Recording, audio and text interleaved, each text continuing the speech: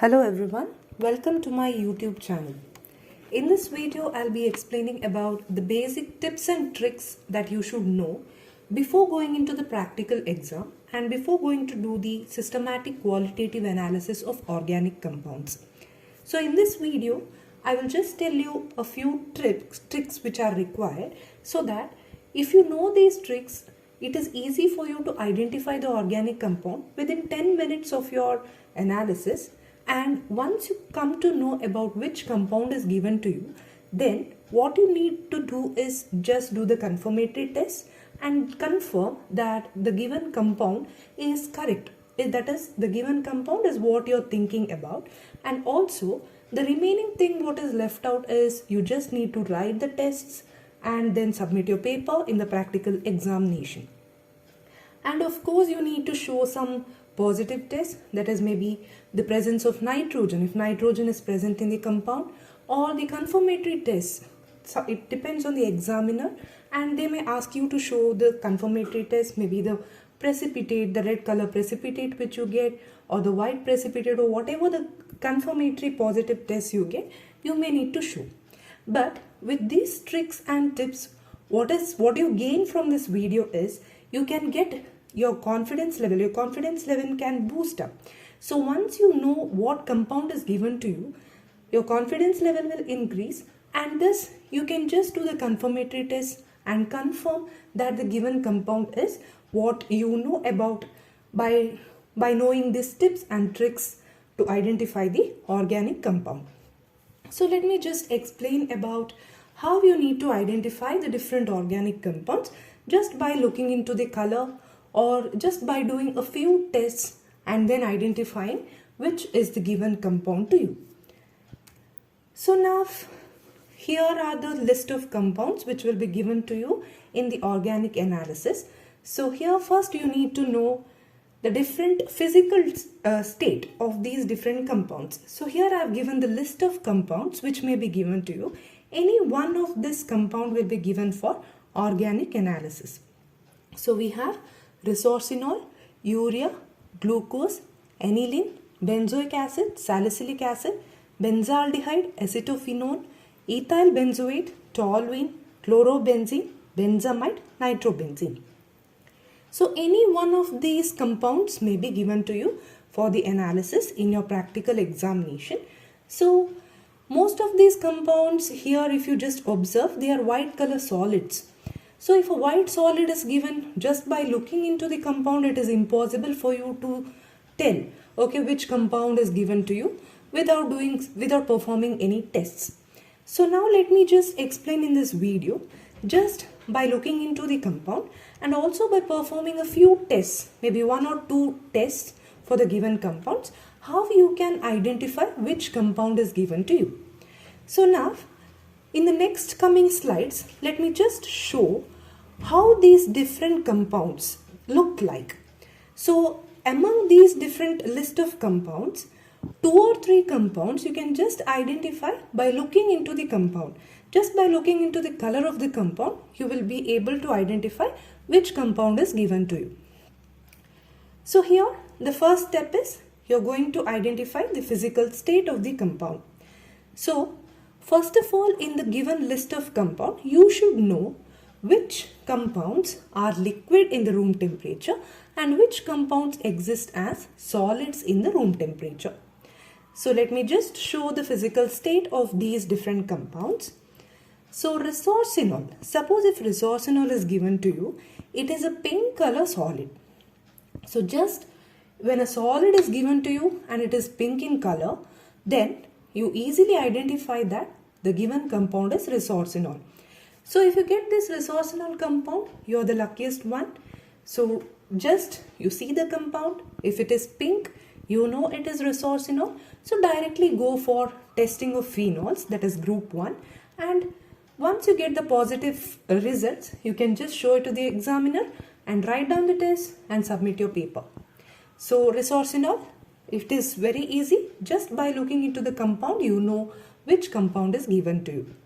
Next, urea is a white solid. You can see it is having a crystal-like structure and also a bit shiny in nature. Glucose will be white in color and it will be completely powder like. Okay, so again a white solid, but just by looking into the nature of the solid, whether it is powder like or whether it is crystalline, you can't just tell, you can't just confirm that the given compound is glucose or urea or whatever it is. But resorcinol, because of its color, easily you can identify that the compound given to you is resorcinol. Benzoic acid again is a white solid. Salicylic acid is also a white solid. Benzamide, if it is given, again it is a white solid. So since most of these given compounds are white solids, just by looking into them you cannot confirm that the given compound may be salicylic acid or benzoic acid or whatever it is. So let me just give you a few more tests so that just by doing 1 or 2 tests you can identify what is a given compound. Next, if liquids are given, if suppose aniline is given to you, you are again the most luckiest one, because aniline is brown in color. So suppose you get a brown, dark brown colored liquid, you easily can identify that the given compound is aniline. So a brown colored liquid, suppose in the test tube a completely brown liquid is given to you, then the given compound is aniline. So just you need to do the group 3 analysis, check for the positive results and show the positive results to the examiner. So directly just by looking into the compound, you know that the given compound is aniline if it is a brown liquid. Again, benzaldehyde, if it is given to you, it is completely colorless, a clear liquid. So again, it's not possible to decide which compound it is. Suppose if acetophenone is given, again it is a colorless liquid. Ethyl benzoate, which is an ester, it is also colorless liquid. Toluene is colorless. Chlorobenzene is also colorless. Whereas if nitrobenzene is given to you, you get a yellow liquid. So again, just by looking into the compound, you can identify that the given compound is nitrobenzene. So here again, what you can identify is that in liquids, if any one of the liquid is given, that is if a brown liquid is given, a dark brown liquid is given, it is aniline. If a yellow color liquid is given, then it is nitrobenzene. So these two liquids, just by looking into the compound, you can get to know that, okay, if a brown liquid, then directly it is aniline. So go for the test for aniline. If you get positive results, show it to the examiner. Same way, if a yellow color liquid is given, you know it is nitrobenzene. Directly test for nitrogen. If nitrogen is present, then go for the test for nitrobenzene. All the positive tests, show it to your examiner. So now from step 1, that is just by looking into the physical state, you get a clear idea about if the given compound is resorcinol. If you get a pink color compound, it is resorcinol, there is no doubt. Directly go for group 1 analysis. If you get a brown colored liquid, then directly you know it is aniline. Go for group 3. And you know that group 3 compounds, they are soluble in dilute HCl, because dilute HCl in the solubility chart, if you see, the group 3 compounds are soluble in dilute HCl. So what you can do is, if you get a brown colored liquid, directly go for checking the solubility in dilute HCl. If it is completely soluble in dilute HCl, then go for group 3 analysis. So you get the positive results for aniline. So aniline is confirmed. Then nitrobenzene, if you get, go for checking the presence of nitrogen by doing sodium fusion extract, and then go for the confirmatory test of nitrobenzene. So then nitrobenzene is confirmed. So if any one of these compounds are given to you, you're the most luckiest one. Just by looking into the compound, you know which compound is given to you. Then directly go for confirmatory tests. Next is, now here among the list of all the compounds, 3 compounds, if it is given, very easy to identify. What about the other compounds? We know that there are so many colorless liquids, there are so many white colored solids. Again, we need to do some extra tests in order to identify which compound is given to you. So now, we know that the next one, what you're going to do is to check the solubility. The second step is checking the solubility of the compound. So now I'm telling about the white solid. So suppose you're getting any one of the white solid, then how you're going to identify the different compounds. So second step, what you're going to do is check the solubility of the compounds. Second step in the sense, after checking the physical state, suppose you get a white solid, what you do is directly go for solubility test. First you check the solubility in water. Suppose if the compound is soluble in water, okay, so first you're checking solubility in water. Suppose if it is soluble in water, then the given compound may be glucose or urea. So what you do is, first you get a white solid, check the solubility in water. If it is soluble, then you have only two options left. It may be glucose or urea. So both these compounds belong to group 2 in solubility group.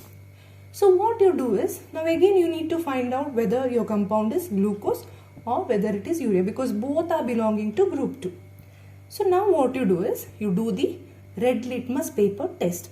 So you take the compound in a test tube, add 10% NaOH solution, boil the mixture, and then you need to keep the moist red litmus paper on the edge of, on the top of the test tube, and then the vapors have to pass on to this moist red litmus paper.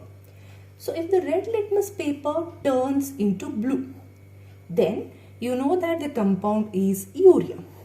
So this, suppose among the two compounds which are soluble in water, suppose the compound gives a positive test, that is, if the red litmus paper turns to blue, then the given compound is urea. Suppose if the red litmus paper does not turn to blue, then of course the given compound is glucose. So just by doing the solubility test, and if your compound is soluble in water, you know that all other options are ruled out. Only two options are left, urea or glucose. Suppose it gives a positive test with red litmus paper, that is, red litmus turns into blue, then it is urea. If not, it is glucose. But always remember, once you get to know it is urea or once you get to know it is glucose, always do the confirmatory test. So if it is urea, do the biuret test and confirm. If it is glucose, there are all other tests in order to identify that there is an aldehyde group in glucose, okay, tolerance test, all the other tests. Do the confirmation and then go for writing the tests. Next is, suppose if it is insoluble in water. You get a white solid. First, as I already told, check the solubility in water. Always while checking the solubility, take only a pinch of the substance. Don't take in large amounts. Just take a pinch of the substance and check the solubility in water. Suppose if it is insoluble in water, then what you're going to do, take another test tube, take this solid and try to dissolve it in dilute NaOH, that is dilute sodium hydroxide. That is the second step. Suppose if it is soluble in dilute NaOH, suppose the compound gets soluble in dilute NaOH, then again you have only two options. The compound may be benzoic acid or the compound may be salicylic acid. So this compound now, if it is soluble in dilute NaOH, then it belongs to group 4 solubility group. So now what you have to do, again there are only two options now, maybe benzoic acid or it may be salicylic acid. Now you have to confirm whether the given compound is benzoic or salicylic acid. So you need to do the neutral ferric chloride test. So you need to take the compound, a pinch of the compound in the test tube and add water to it. Now for this solution you're going to add neutral ferric chloride, a few drops of, maybe 1 or 2 drops of neutral ferric chloride. So immediately if you get a purple color, then the compound given is salicylic acid. Suppose there is no violet color that is formed, it will be just a brown color itself, then the given compound is benzoic acid. So again from this test, you can easily identify whether the given compound is salicylic acid or benzoic acid. I repeat, you get a white color solid just by looking into the compound. it is impossible to decide which compound is given to you. So first what you do, take a pinch of the solid, check the solubility in water. If it is soluble, then only two options you have. It may be urea or glucose. Suppose if it is insoluble in water, next step, go for checking the solubility in dilute sodium hydroxide. Again, you have only two options, that is benzoic acid or salicylic acid. So again, determine which of them is given by doing the neutral ferric chloride test. Next, what you are going to do. So if it is insoluble in water, again if it is insoluble in dilute NaOH, then you have only one option left. The compound belongs to group 7. So in the group 7 we have amides and the given compound is nothing but benzamide. But you just can't tell as such. So what you have to do, you have to confirm. So again, for confirming whether the given compound is benzamide, you need to take the compound in the test tube, add 10% NaOH, keep the moist red litmus paper on the top of the test tube and pass the vapors onto the litmus. Suppose if the red litmus turns into blue, then you get a confirmation that the given compound is benzamide.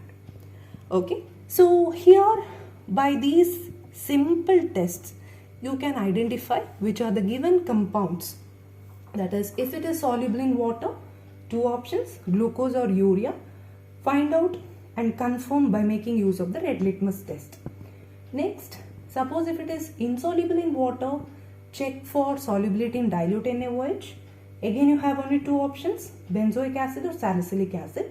Go for neutral ferric chloride test. If it is insoluble in both water and dilute NaOH, then you have only one option left.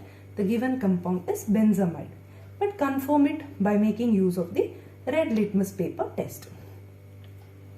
So here from this step 2, with regard to white solids, you get a clear idea about whether the compound is glucose, whether it is urea, benzoic acid, salicylic acid or benzamide.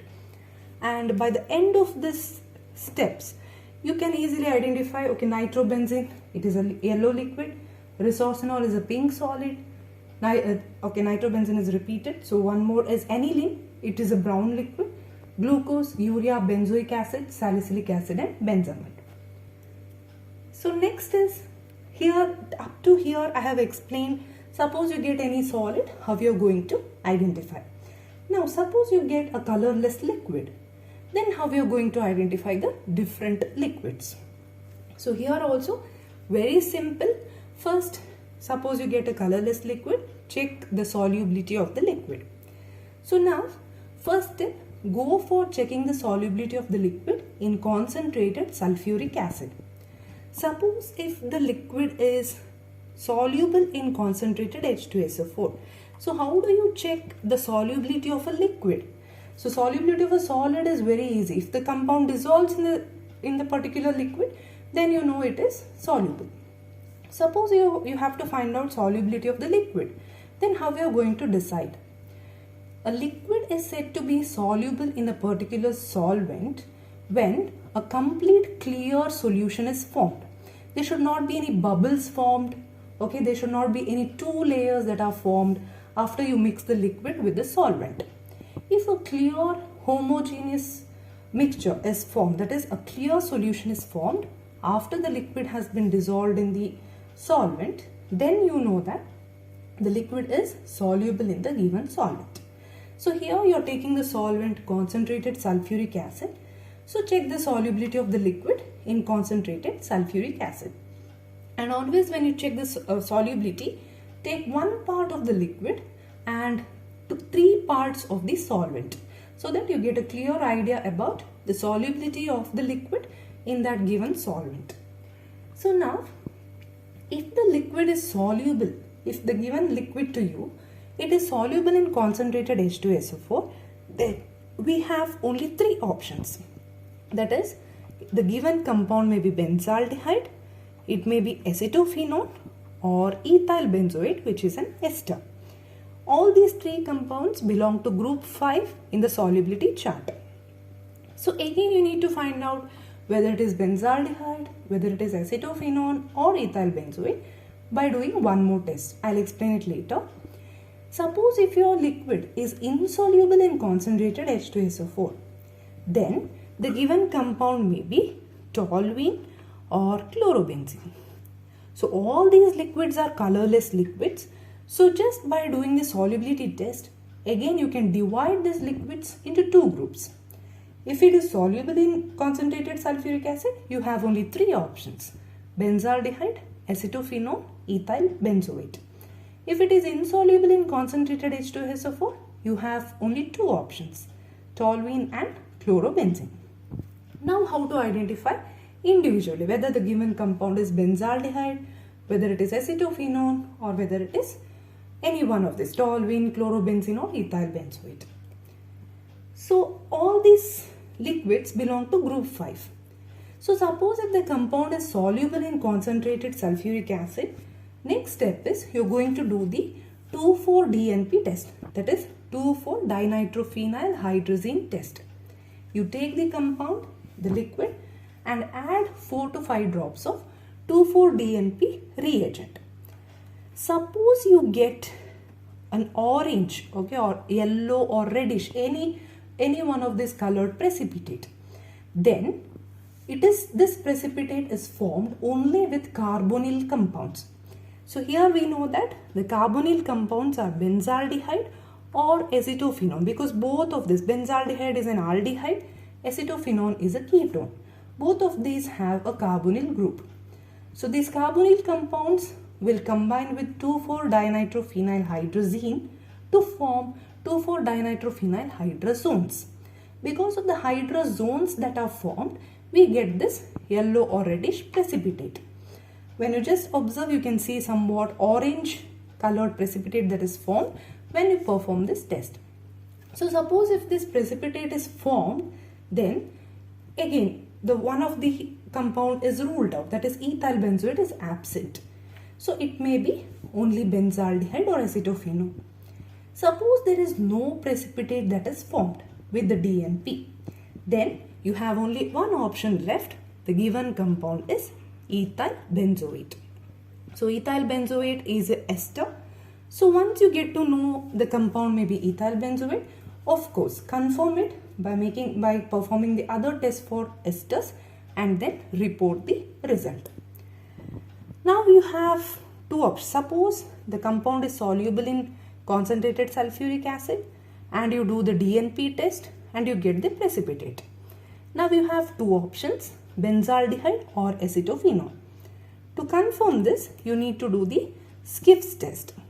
Okay, so in Schiff's reagent test, what you're going to do is you're going to take the compound and add 4 to 5 drops of Schiff's reagent and then you're going to shake it well. Suppose if the pink color is restored, that is the solution is pink in color, then the given compound to you is benzaldehyde. Once you get to know it is benzaldehyde, confirm it by doing the other tests like tolerance test and so on. Suppose if there is no pink color in the solution, then the given compound is acetophenone. Again, confirm acetophenone by performing the respective tests. So this is about group 5. I repeat, if you get a colorless liquid, first check the solubility in concentrated sulfuric acid. If it is soluble in concentrated sulfuric acid, directly go for 2,4-DNP test. If the precipitate is formed, it may be benzaldehyde or acetophenone. If there is no precipitate, ethyl benzoate is the given compound. Now, to identify whether it is benzaldehyde or acetophenone, go for Schiff's reagent test. If the pink color is restored in this test, then the given compound is benzaldehyde. If there is no pink color, then it is acetophenone. So by now you know whether the given compound is benzaldehyde, acetophenone or ethyl benzoate. Next step is, suppose I have already told you. So suppose if the compound is insoluble in concentrated H2SO4, you have two options: toluene or chlorobenzene. Now here to identify whether it is toluene or chlorobenzene, it is very easy. Directly prepare the sodium fusion extract. Sodium fusion extract. After preparing the extract, check for the presence of chlorine by making use of AgNO3 reagent. Suppose if chlorine is present in the given compound, then the given compound is chlorobenzene. Suppose if chlorine is absent when you are doing the sodium fusion extract and testing the presence of chlorine by making use of silver nitrate solution. Suppose if chlorine is absent, then we know that the given compound is toluene. So once you know these compounds, of course, go for confirmatory test and then report the results. So this is about how we are going to identify. So this, if the compound is insoluble in concentrated sulfuric acid, the compound belongs to group 6. So I repeat, suppose if colorless liquids are given to you, first step is directly check the solubility in concentrated sulfuric acid. If it is soluble, then go for group 5. That is, it may be benzaldehyde, acetophenone or ethyl benzoate. Then check for DNP test. By DNP test, you know that whether it is benzaldehyde or acetophenone is given to you. Then confirm by making use of Schiff's test. Suppose if the given liquid is insoluble in concentrated sulfuric acid, then it may be toluene or chlorobenzene. So immediately do the sodium fusion extract, prepare the sodium fusion extract. So how to prepare the sodium fusion extract, I have demonstrated in one of my video in which I have explained about systematic qualitative organic analysis, the link of which I have provided in the description box here. So you can just go through. I have demonstrated how to do the sodium fusion extract. So you can just go through that, and using the extract you can perform the test to find out whether chlorine is present. If chlorine is present, then it is chlorobenzene. If it is absent, then the given compound is toluene. So this is how we are going to identify the different compounds just by doing simple tests. So for solids I have explained separately. For liquids, directly you are going to do the test by checking the solubility in concentrated H2SO4. You get to know about the different 5 liquids, and few compounds you can directly identify just by looking into the colors. And for solids, you just need to check the solubility in water, then dilute NaOH. If it is insoluble in both, then it belongs to amides. So I hope this video is helpful to you all, so that you can get the confidence that is required to face the examination. So all these tests, whichever I have explained in this video, you can just finish off in maybe around 10 minutes. So in the first 10 minutes itself, you know which compound is given to you, and then what you need to do is perform the confirmatory test and write the test and give the report. Thank you for watching the video.